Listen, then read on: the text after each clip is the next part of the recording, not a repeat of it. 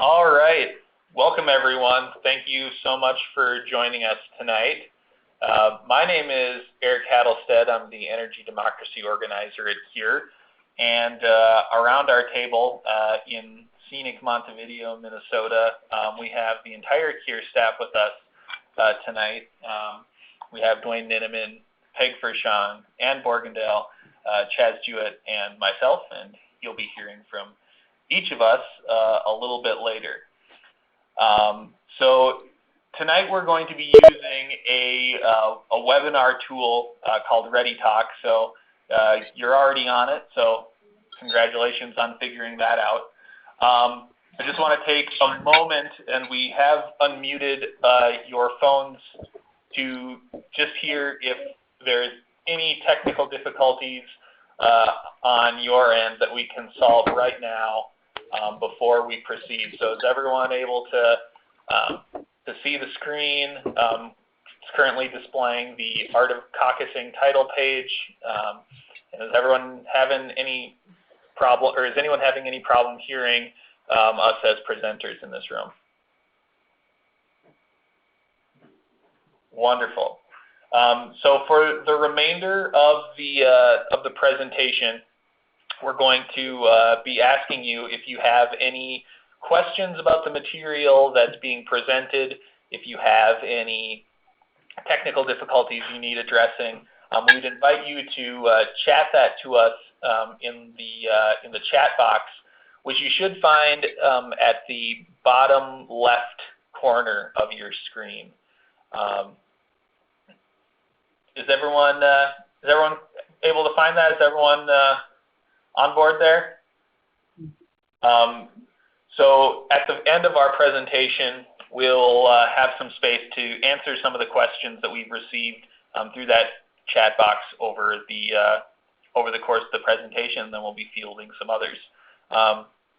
So we're going to go ahead and mute all of you again. And the conference has been muted. And we'll be getting going here.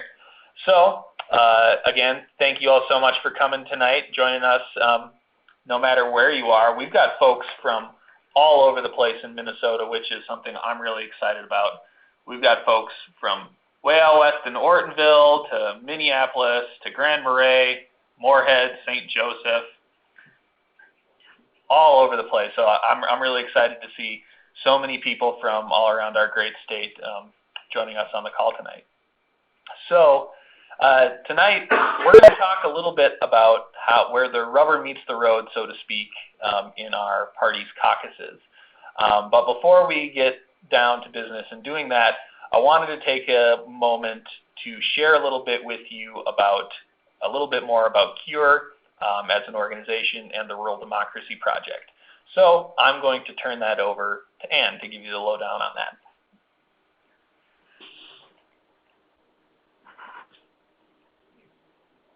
Thanks, Eric. This is Ann Borgendale. So tonight we're going to introduce you to the basics of caucusing, from where to find your caucus location, to the general process, to what's a resolution, and how to be a delegate. Right now you should be looking at the overall agenda for this training. The presentation is going to last about 45 to 55 minutes. And during the presentation, we won't be pausing to answer your questions, as Eric said. However, there'll be a time for questions at the end. And just remember, you can use that blue chat icon to send in your questions to us, or else just write them down, same at the end, we'll unmute the lines, and you can ask us then. We're also going to, as Eric said, mute all your lines. So we can't hear you right now, but we'll unmute you again to talk to you at the end. You'll also see at the bottom of that slide a link to CURE's Art of Caucusing resource folder. We'll send out that link too. And that webpage has PDFs and links to all different items we'll be referencing during tonight's training. You can also use this as a reference after tonight or download items. At the end of the presentations and questions, we'll have an optional additional short segment if you want us to stay with us to practice writing resolutions. Next slide. Okay. So CURE is a rural grassroots nonprofit organization. For the past 25 years, we've worked first in the Minnesota River watershed and then across rural Minnesota on water, climate, and energy issues. However, more and more, we started hearing from our members and communities about other issues affecting their lives, such as healthcare, education, racial justice, economic development, etc. Here, we just didn't have a good way to address these broader concerns. Thus, we launched the Rural Democracy Project to address these pressing social issues while still remaining committed to our original mission. We like to say that the Rural Democracy Project is a grassroots campaign to re-energize civic engagement among rural people, empower new rural leaders, and build political power that serves all people. The most important part of the Rural Democracy Project, though, is you. You are helping us shape a complete and accurate new story for rural America. We hope that you'll talk to your neighbors about your values and concerns. We also hope that you listen to your neighbors about their values and concerns as well. We hope that you'll caucus, be delegates, and vote to support your progressive values. Some of you might run for elected office at some point, whether that be school board, city council, or for a statewide position. You'll exchange ideas and learn more about progressive issues at events such as town halls, house meetings, and assemblies. Together, we will have a voice, and together we'll have the power to make lasting change. Even if you live in Minneapolis or St. Paul, but I know some of you on the call do, we think the Rural Democracy Project still really needs you too. You can talk to your urban and suburban friends and coworkers and let them know that many folks in rural Minnesota share your progressive values. Together, though, we need each other to knock down that invisible wall that seems to divide us. In that spirit, CURE's Rural Democracy Project is part of a larger effort across the state called Our Minnesota Future. Our Minnesota Future is made up of 22 diverse, member-driven organizations who are working to create change and build power. You can find more out about CURE, the Rural Democracy Project, and Our Minnesota Future at CURE's website, cureriver.org, or visit our Facebook page and link to it. All right. Thanks, Ann. So, what is a precinct caucus? Precinct caucuses are a grassroots, ground-level way for you and me to get involved and be heard, even if we've never participated before. Precinct caucuses are the first level of the political party structure, and the main functions are to meet and support candidates, to present and vote on party resolutions, and elect delegates to party conventions, as well as elect local party leadership. A precinct is an area, a city ward, a neighborhood, or a township that has been identified as a voting district. So everyone who votes at the same polling place as you is in your precinct. It's where parties identify what's important to their membership, and these ideas move forward ultimately to be a part of their party's platform. The next level, which we'll talk a bit more about later, is the Senate District Convention, where you elect delegates to the state convention. And some conventions, some areas have a Senate District Convention rather than a county convention because of their population. Resolutions passed from precinct caucuses are discussed and voted on again at the county and Senate district and are narrowed down to pass upwards towards the state convention level. Next slide, please. So, when and where are precinct caucuses? Well, lucky for you all, they're this coming Tuesday, February 6th at 7 p.m. And state law provides that major political party precinct caucuses are to be held on the first Tuesday in February of each election year. You can find your precinct caucus location by using this really great tool that the Secretary of State's office has put together, or by contacting your individual political parties. So on the screen here, and this will be also included on our resource page, which Ann told you about a little bit earlier, is the link to the Minnesota Secretary of State's Caucus Finder tool. If you're not familiar where you need to go on caucus night, and it's also got some other great information about precinct caucuses. You just need to go there, punch in your zip code and your address, and I'll tell you where to go. It's a really, really great tool. So If you have to work or go to school on Tuesday, you do have a right to be at your precinct caucus or at your later your convention. However, you've got to give your employer 10 days written notice if you're planning on going. So unfortunately, we're a little bit less than 10 days out from our caucus, so you won't be able to do that now, but public universities, community colleges, and public schools cannot hold classes or events after 6 p.m. on the evening of precinct caucuses. So generally, most places will be fairly flexible if you're intending on going to your caucus. Next slide, please. So, who can participate? Well, if you're an eligible voter who is living in the precinct, that's check number 1.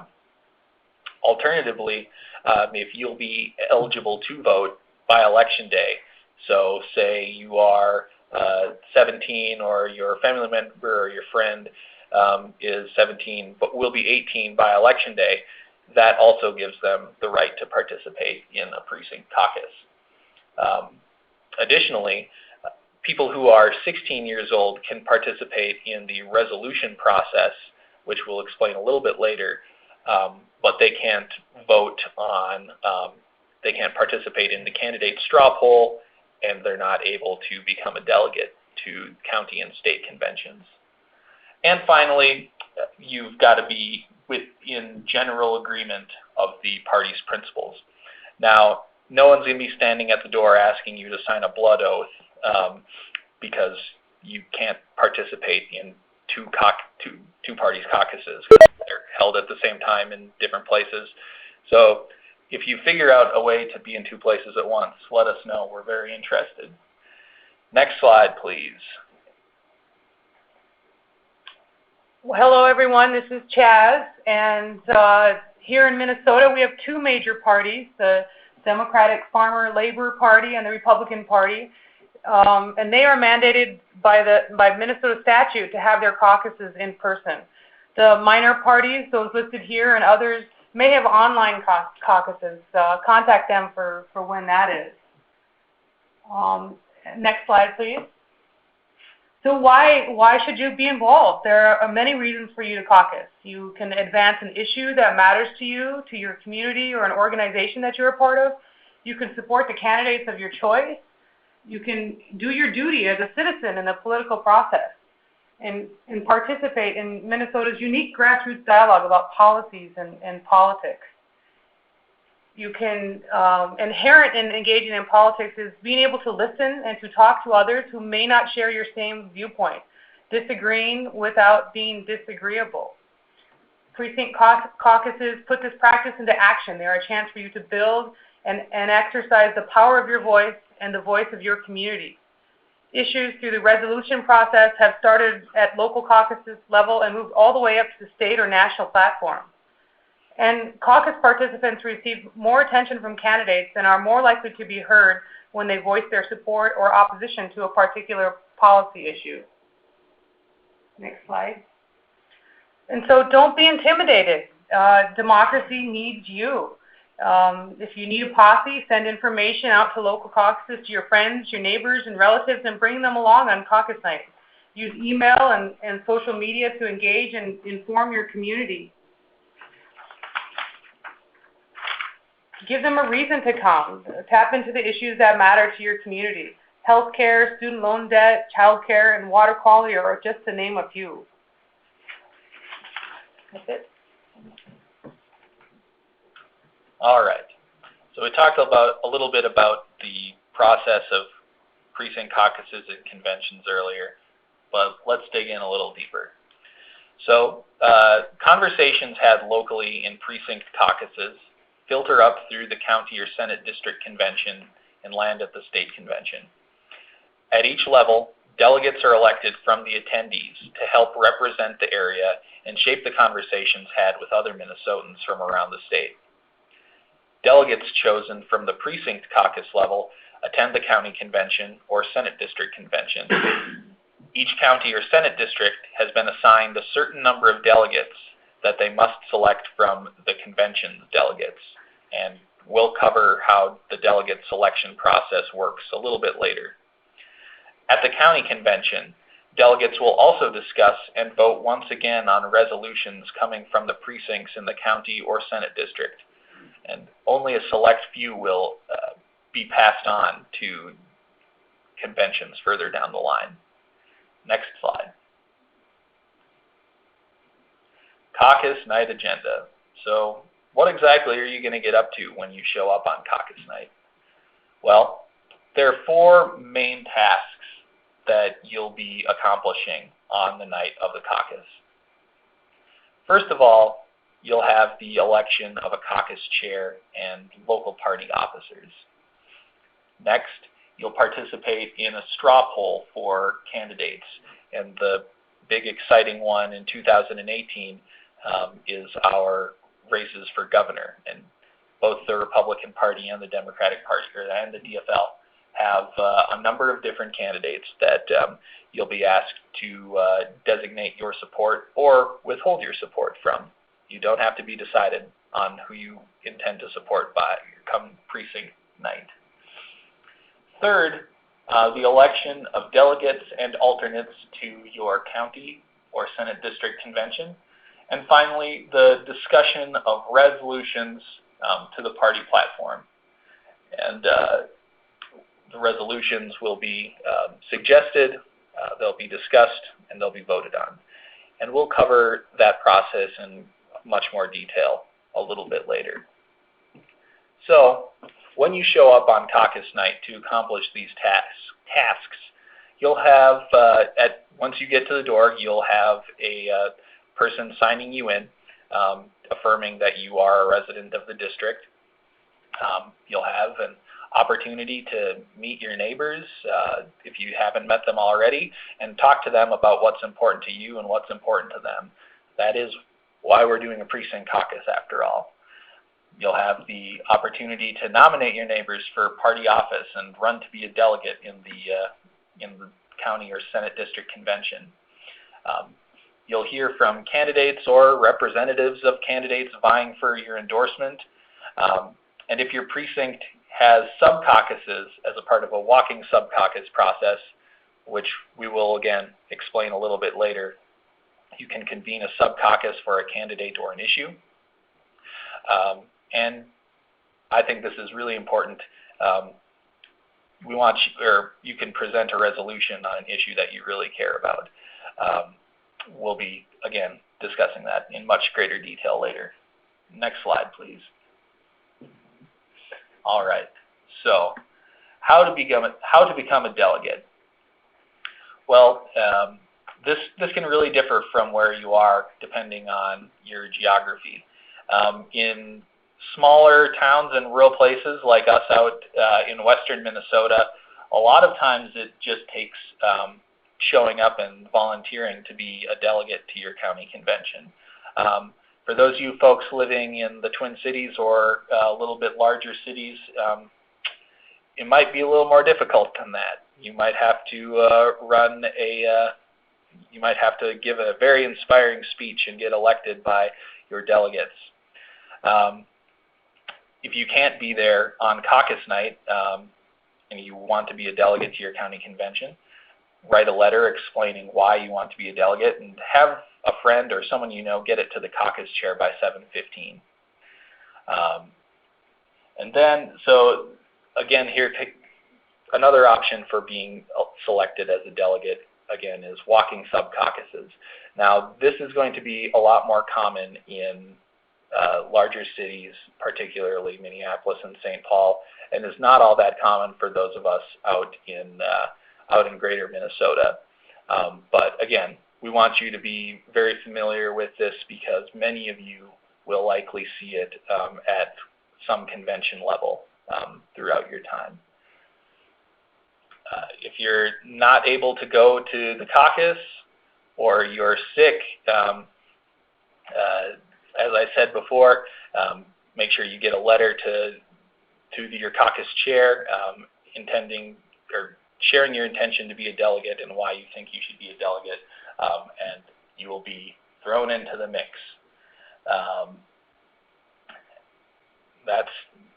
Next slide, please. Hello everyone, this is Peg, and I'm going to share with you a little bit about the resolution process.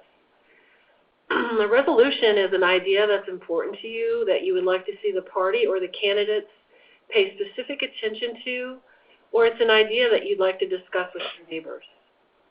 Next slide, please. What does a resolution look like? Resolutions are presented in a written format to the caucus, and they have three basic components. The whereas statements state the problem or the opportunity, and they provide rationale for the position. And probably the most important part is at the bottom is the be it resolved statement, and that basically states what should be supported or opposed. Think of it like this. Your be it resolved statement should be one topic, and it should be specific and measurable. So for example, if you want to change or fund something, you would indicate what it was that you wanted to change or fund, and you would say who would be the likely agency or party that would fund it. Next slide, please. So I know this is a little small, but we wanted to give you an idea of what a actually medium-sized formal resolution would look like. So you see there's 4 different whereas statements, and if you glance through them, you can see it identifies the issue. It might talk about what happened in this case with the repeal or replace, and then it's going to provide reasons why they want to go to this single-payer health care. And at the bottom, those last couple sentences are the most important, the be it resolved statement. And so regardless of your party affiliation, you would put whatever party you're affiliated with it, and you would put it in there, and then it would tell the folks going through the resolutions what your issue was and how it's going to be measured. Can we go to the next slide, please? So the part that we really want to focus on is the be it resolved, and we found this sample that we really think is very concise. It tells you what the issue is, which is school-based pre-kindergarten. It tells you that they really want it taught by licensed professionals, and it also says the scope of who it's provided for, so it would be for all Minnesotan 4-year-olds. It's really clean, and it's arguably very direct, and you should not have any confusion as to what you're asking for. Next slide, please. So I know this is really small, but we wanted to, since we're not meeting with you in person, we'd normally have these on site, we wanted to give you a look at what the Republican and the Democrat resolution forms look like. So on the left, you're going to see a Democratic resolution or a DFL resolution form, and on the right, you're going to see a GOP resolution form. And you'll see that they're broken out in sections, and the information is organized a little differently on both forms. But you'll see that there's spots on both forms for your name and your location. And then you'll see there's sections on both forms kind of almost in the middle where there's categories that you have to identify which category your resolution falls under. And then there's a space for you to write what your resolution is. Now, in the event that you want to type them up ahead of time and you don't have these forms, you would come to the caucus. These would be available at your caucus. You'd fill out the top part with your name and what category, and then they'd staple your actual text to this. But we have these on the CURE website, and your parties have these on their websites as well, and you can download the form and you can prepare them in advance, which we think that that's really kind of a pretty slick deal. Can we go to the next slide, please? Something that's really important and that people fail to do often is identify which category you're directing your party to funnel this resolution to. And these planks, plank is just another word for issue area or category. These are the GOP categories for 2018. And if you go to the next slide, please, you'll see the DFL categories for 2018 as well. And just do your best to find the category that you think most suits your resolution. And that's a starting point for the committee who will be looking at these at the end of the night. Next slide, please. So when writing a resolution, there's a couple things to think about. You want to, first of all, think about the issues that you're passionate about right now, and maybe pick 2 or 3 of the most passionate things that you want to focus on. And then, as I said earlier, your resolution must be submitted in writing. You want to keep it as a single subject. It gets too complicated if, like, for example, you're passionate about education and you try to write a resolution that's maybe addressing teachers' salaries, food programs, and after-school programs all in one resolution. That would be way too messy. It would be better to have 3 different resolutions to cover all 3 of those different areas if that was what you were trying to do. And then be sure, again, to look at the categories and consider a category for it as well. And remember that there are different categories for each party. The other thing I would have to say is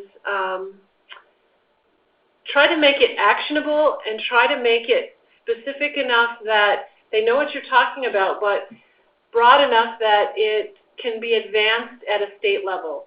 So sometimes if you're writing a resolution, it's not that you can't do this at a caucus, but there's probably different avenues to bring resolutions that might go to a county board or to a school board or to a city council. This might not be the place for that. Might be a place for the conversation just to see what your neighbors are thinking, but these resolutions really have a bigger life beyond the local area. Next slide, please. So how do I present my resolution? So in the agenda, there's going to be time, it depends on what caucus you are and who your caucus chair is and how they're leading the agenda, but both parties have time in their schedule for the presentation of resolutions. It's usually after the general business is done. And you present your proposal and the reasons for it. So you would read why you're presenting what the resolution is. You would talk a little bit about maybe what your personal story is behind the issue and why it's important to you. So you have an opportunity to be persuasive. And then after you've read it, there's open time for discussion. So somebody may ask you a clarifying question. Somebody may just totally disagree with you and not agree that your issue is important. But everybody has the right to be heard, and I think that that's really important. If for some reason there's a disagreement, the caucus chair facilitates a debate, and usually, depending on how many people are at your caucus and how many people want to present resolutions, they might even have it timed as to how long it's going to take. But the important thing is they usually will allow the same number of speakers. So if there's a bunch of people that are for it and a bunch of people that are against it, they may say, okay, we're going to listen to 2 or 3 people, but it'll be the same for both sides of the argument. And then they'll call for a vote. And I think it's important for you to know that you don't have to be disappointed if your resolution doesn't pass. I think this is a learning opportunity for everyone, and it's an opportunity to tell your neighbors what's important to you and to see if you can persuade other people to think about the issues that are of concern. Next slide, please. So a couple tips on advancing your resolution. As Eric may have alluded to earlier, bringing people like your friends, your family, your neighbors to the caucus and to support you and your resolution, or if you're running as a delegate, is really important. And lobbying for that. So if you have a resolution you're really excited about and you prepare it in advance and you make copies, come early and visit with people that are at your neighbors, that are at the caucus. For some of you that are new to caucusing, sometimes there's more than one precinct at a location, depending on the size of your caucus. And it wouldn't be uncommon for you to maybe walk into a school and each classroom might be a different precinct. So when they're registering out in the lobby, you could hand out your resolution to people that are going to different precincts, and you could ask them to share your resolution in their room or at their table. Sometimes you're in a cafeteria and the different precincts might be at different tables. After the precinct caucus, the resolutions are presented as a slate to rank and vote on, and they keep moving.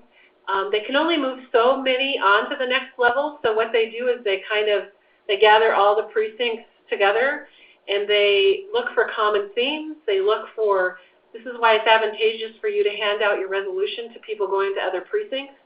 It's really, the more they see that issue and that specific resolution, the more that they're going to rise to the top and advance to the next level. Another thing that I would share with you about writing resolutions is that if you're new to caucusing, or even if you're not new to caucusing, one of the strategies that you could do is you could go look at other people's resolutions. So a lot of organizations like CURE, Land Stewardship Project, Sierra Club, the Nurses Association, Our Minnesota Future, they all have spots on their websites where they have sample resolutions that they're asking their constituents to advance. League of Women Voters is an interesting location, as well as Our Minnesota Future, because they have them by category. They're all ready to go. So you can look at them and you can take their resolutions if they resonate with you, and you could advance those. Or you could get ideas to write your own resolution from samples that are out there, because the more they look, like if it's under an issue area, the more that they see that across the state, the more it's going to percolate up, and that's really important. I think the other thing I would share with you at this point is that if you have a resolution that you really like, that you've worked on, we're going to be in the office the next few days, and we'd be glad to help you with it. If you'd like a second set of eyes, you can send it to us. If you'd also like us to put it up on our website where our sample resolutions are, we'd be glad to do that too, to help advance it if it's congruent with, we're a 501c3, so it can't be, it has to be nonpartisan, so we might have to help you with the language to make it that way to put it on our website, but we'd be glad to put it up there. And I just want to let you know that we're here as a resource, if we can be a resource for you in any part of this process, whether you're running for a delegate position or you want to advance a resolution.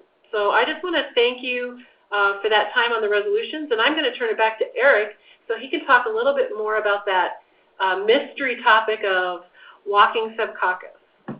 All right. So as I was sharing with you all earlier, this is one of the options that you have for being selected or being elected as a delegate to the next convention level. Just want to review the other options again. So getting elected by being nominated by other folks at your caucus or nominating yourself. For those of us out in greater Minnesota, sometimes it might just take signing up at a precinct caucus. Writing a letter, if you're not going to be able to be there, to express your intent to want to be a delegate. And then this wonderful activity, it's one of my favorite things to do in the whole world, walking sub-caucus. So the essence of sub-caucusing is a tool to elect delegates to a convention proportional to the preferences or the support of those showed up at a caucus or a convention. Caucus goers create and join sub-caucuses that define their interests. These are often defined as supporting a specific candidate, but are also formed around specific issues. And in some cases, and this is something that I would strongly encourage, an undecided delegate or an undecided sub-caucus can really have a lot of impact. These sub-caucuses are tallied, and delegates are allocated proportional to the size of each sub-caucus. Then each sub-caucus elects from within those who will become delegates. So what, in effect, does this all mean? So let's say, for instance, that a county convention has been allocated 10 delegates, has been pre-assigned 10 delegates by their statewide party. And there are 100 delegates who are attending this convention. So what we do to determine the proportional representation of each delegate is we divide the total number of people in attendance by the number of delegates. So in this convention, each delegate is worth 10 people. The convention chair, if a sub-caucus is called for, and this is really important, so a sub-caucus can be called for by 30% of the total delegates to a convention. So in this convention, for instance, 30 people have said that they want to do a walking sub-caucus to distribute the delegates. Now, after a walking sub-caucus has been called for, different delegates, I hope, will suggest different sub-caucuses or different groups that represent, as I said before, either candidate A or candidate B, or in some cases, undecided or just representing an issue. Afterwards, the remaining delegates will join a group that they feel most closely reflects what they want represented coming out of that caucus. At the end of the allocated time, you'll count up the number of delegates at each group. In this convention, if a group does not have 10 people in it, then it is no longer a viable sub-caucus. So that means that the people in groups smaller than 10 have to find a new sub-caucus to join. And this continues until each sub-caucus has enough people in it to elect one delegate. And then you'll elect a delegate out of the people who are in your sub-caucus. So I know this sounds a little complex, and I would invite you to ask some questions at the end if you have any unresolved things about how a walking sub-caucus works. But really, there's some really good reasons why you might want to do a walking sub-caucus. For instance, if you feel like people who are at the convention have already decided who is going to be a delegate and who's not going to be a delegate, this is a really good way to change the conversation and really get people to start thinking about their values. And it really is grassroots democracy in action. Now, this process, for those of us in rural areas, is going to be quite a bit more rare. In Morris last night, we were talking to someone who had been going to caucuses and conventions for several decades, and she had never done one. But I know that this is fairly common in Minneapolis and St. Paul.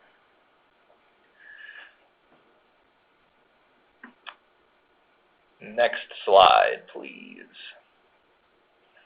So, what comes next? So if you are elected to be a delegate to the county or Senate district convention, whether it's through an election just by volunteering or the very exciting walking sub-caucus, please plan to attend and participate fully. When you get to the county, or when you get to your precinct convention or caucus next Tuesday, they will have the information about when your convention is, and you should be able to know fairly quickly whether or not you'll be able to attend. However, if for some reason an emergency arises or you're sick on the day of the convention, just make sure to communicate that clearly to your caucus chair or alternate who will also be elected at the precinct and convention level. We would strongly encourage you to lead a sub-caucus if a walking sub-caucus happens in your precinct or in your convention. And one thing I really want to highlight about that sub-caucus process is the importance of really being out there as an uncommitted or undecided delegate. So as we had said before, candidates who are vying for your endorsement from parties, they're trying to count delegates and get as many as they can. So they can achieve their goals. But if you're undecided, that means that they really want to listen to what you have to say. So if you're very passionate about universal health care or climate change or whatever issue that really is near and dear to your heart, you could make sure to talk to them for a very long time, for several weeks until the state or the county convention. So that's just something that's really important to note, I think, is if you're really looking to have a big impact personally in the campaign process, I would strongly encourage you to consider being a undecided delegate, no matter what party you're in. Or just nominate yourself or have another delegate nominate you to be a delegate to later conventions. And if you are someone who is writing resolutions, being a delegate to later conventions really helps pass those resolutions along. There's no one better to defend or to push for or promote a resolution or an idea than the person who wrote it, after all. And finally, just don't forget that caucuses are fast approaching. It's Tuesday. So please do attend those on February 6th.